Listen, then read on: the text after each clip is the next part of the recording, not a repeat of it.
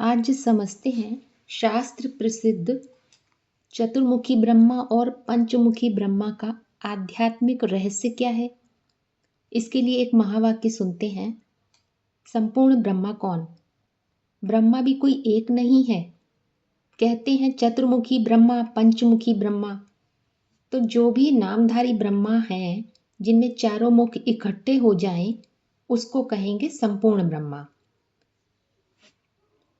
तो पंचमुखी ब्रह्मा और चतुर्मुखी ब्रह्मा ये दो अलग देवता नहीं है। मन बुद्धि के दो अलग अलग स्तर हैं, पुरुषार्थ की स्टेजेस हैं।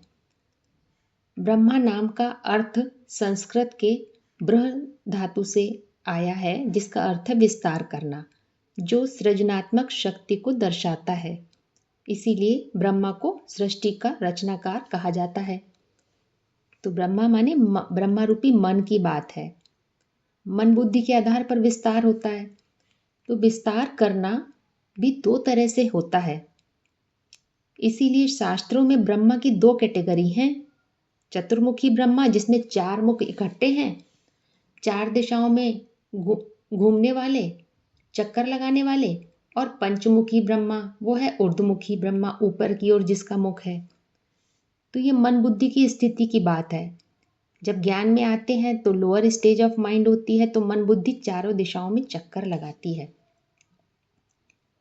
और जब धीरे धीरे ज्ञान की गहराई को पकड़ते हैं, चिंतन मंथन करते हैं, सार निकालते जाते हैं, तो मन बुद्धि अंतर्मुखी होती जाती है, तो ऊपर की ओर या अंदर की ओर मुड़ जाती है। तो विस्तार करना भी दो तरह से होता है। एक है बहिर्मुखता में विस्तार, जैसे बीज से झाड़ निकलता है। तो बहिर्मुखता में विस्तार मतलब देह भान के आधार पर जो विस्तार किया जा रहा है। माने जब ज्ञान में पहले शुरू में आते हैं तो लोअर स्टेज ऑफ माइंड होती है, तो हर बात को देह भान के आधार पर उठाते हैं, तो वो बहिर्मुखता का विस्तार होता है। तो अधोमुखी मन रूपी ब्रह्मा के आधार पर होता है, जो चार दिशाओं में चक्कर काटता है, चार मुख के आधार पर बोलता है। माना सृष्टि रचता है तो संकल्पों के द्वारा सृष्टि रची जाती है। तो चार मुख क्या हुए? जो चतुर्मुखी ब्रह्मा के चार मुख चार दिशाओं के प्रतीक हैं। पूर्व, पश्चिम, उत्तर, दक्षिण। पूर्व माने पहले पहले ज्ञान रूपी जानकारी मिलती है, जानना होता है। पश्चिम स्मृति माना याद कर रखना, जिस जानकारी के आधार पर स्मृति आती है। फिर है उत्तर माना कल्पना करना, भविष्य की योजना बनाना। तो स्मृति के आधार पर अधोमुखी मन कल्पना करता है, कल्पनाओं में जीता है, कहानियां बनाता है, इसीलिए उसे फिक्शनल माइंड भी कहते हैं। और फिर है दक्षिण। दक्षिण दिशा में क्या है? असुरों की दिशा कहते हैं, भोग भोगते हैं असुर। यहाँ पर है कर्तापन के आधार पर अच्छे और बुरे कर्मों का रस भोगने वाला। ये द्वैतवादी संसार चलाने वाली मन बुद्धि है। इस अवस्था में क्या होता है? अहंकार काम करता है, जो कहता है मैं जानता हूँ, मैं सोचता हूँ, मैं योजना बनाता हूँ, मैं करता हूँ। यहाँ पर मैं रूपी कर्तापन अभी बचा हुआ है। चतुर्मुखी अवस्था में आम मनुष्य क्या सोचता है कि मैं सोचता हूँ, वो उलझता है, योजना बनाता है, प्रतिक्रिया देता है। जबकि पंचमुखी अवस्था क्या है? इन सब घटनाओं की साक्षी। इसीलिए चतुर्मुखी ब्रह्मा सृष्टि तो पैदा करता है पर मुक्त नहीं होता है। अब पंचमुखी ब्रह्मा का क्या रहस्य है? पांचवा मुख कौन सा है? पांचवा मुख है ऊपर की ओर, आकाश की ओर। आकाश, काश माने याद का तेज। याद का तेज जब आ जाता है तो मुख कहाँ हो जाता है? अंदर की ओर, स्वयं की ओर। ये साक्षी भाव का मुख है। चार मुख तो बाहर देख रहे हैं, चार दिशाओं में भाग रहे हैं। पांचवा मुख क्या है? उस देखने वाले को देखता है। तो शास्त्रों में पांचवा मुख छुपा हुआ दिखाते हैं या नष्ट कर दिया गया, ऐसा बताया जाता है। क्यों? पुराणों में कहा गया कि पांचवा मुख ब्रह्मा का नष्ट कर दिया गया। तो ये पुराणों में मात्र कथा नहीं है, सूत्र दिए गए हैं। पांचवा मुख द्वैतवादी दुनिया नहीं पैदा करता है, वो डायरेक्टर की स्टेज है।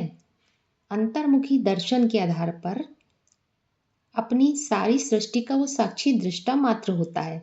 जैसे डायरेक्टर की मन बुद्धि में पूरी फिल्म का नक्शा होता है, वो नक्शा गुप्त होता है। ऐसे ही जब मन बुद्धि अंदर की ओर मुड़ती है अथवा ऊपर की ओर मुड़ती है, परम सत्य से युक्त होकर बीज रूप स्थिति को पकड़ती है, तो जो बीज अकर्तापन के आधार पर अपने झाड़ से वो अलग हो जाता है और सारे झाड़ का तंत्र अथवा नक्शा उसमें समा जाता है। माना जब झाड़ है तो बीज नहीं और बीज है तो झाड़ नहीं। इसीलिए पांचवें मुख को शास्त्रों में अलग कर दिया गया, काट दिया गया। यही रहस्य है चतुरानन और पंचानन ब्रह्म। माना जो दो तरह की सृष्टि प्रक्रिया थी, एक तो बहिर्मुखता के आधार पर बाहर की दुनिया, जैसे बीज से झाड़ निकलता है वो बाहर निकलता है झाड़, प्रत्यक्ष दुनिया। और दूसरा है जब झाड़ पूरा बीज में अंत में समा जाता है, सारा झाड़, सारे झाड़ का तंत बीज में समा जाता है, तभी बीज अलग होता है। तो वो कैसी दुनिया है? अब किसी को वो दिखाई नहीं पड़ती, वो बीज के अंदर अप्रत्यक्ष दुनिया है, वो सूक्ष्म दुनिया है। तो यही पंचमुखी ब्रह्मा का रहस्य है। तो जब सारा झाड़ बीज में समा जाता है तो बीज मुक्त हो जाता है। इसीलिए सृष्टि और मुक्ति साथ साथ नहीं चलती हैं। जब बीज है तो झाड़ नहीं, झाड़ है तो बीज नहीं। पंचमुखी अवस्था में बुद्धि सोचती नहीं है, मन बुद्धि जानती है कि वो सोच रही है, वो स्वयं को देखने वाली है। यही कारण है पंचमुखी ब्रह्मा की पूजा नहीं होती है, क्योंकि वहाँ कर्तव्य नहीं बचता। इसी पांचवें मुख में शिव की प्रवेशता साबित होती है। चार मुख संसार की ओर है और पांचवा मुख अंदर की ओर, स्वयं की ओर। रहस्य है चतुर्मुखी और पंचमुखी ब्रह्मा का।